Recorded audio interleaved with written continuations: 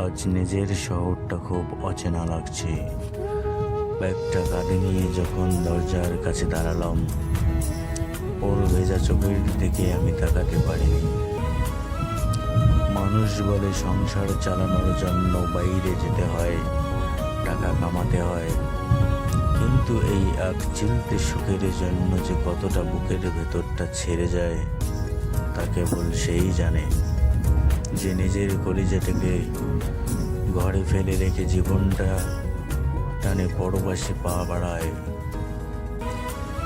স্টেশনে আসার সময়ও বারবার বলেছিল, পৌঁছেই ফোন দিও, নিজের খেয়াল রেখো, সময়ের মতো খেয়ে নিও। আমি জানি এই কথাগুলোর আড়ালে ও আসলে বলতে চাইছিল, তোমাকে ছাড়া এই ঘরটা আমার কাছে অন্ধকার হয়ে যাবে। আমারও তো ইচ্ছে করে ওর হাতে মাখানো ভাত খেতে, ইচ্ছে করে বিকেলবেলা দুজনে মিলে একটু বারান্দায় বসতে, কিন্তু মধ্যবিত্তের স্বপ্নগুলো বড় অদ্ভুত।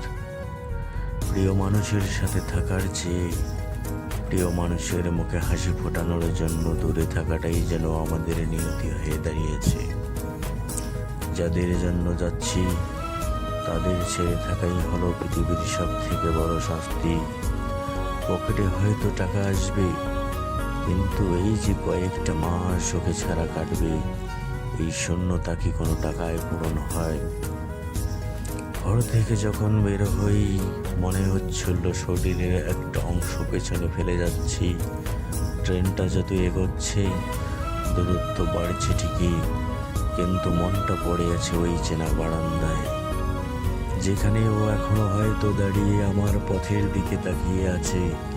হয়তো এটাই জীবন, কারো একটু ভালো রাখার জন্য নিজেকে একটু কষ্ট দিতে হয়। দোয়া করবেন সবাই যেন পরবাসের এই কঠিন সময়টুকু পার করে আবার হাসি মুখে নিজের ঘরে ফিরতে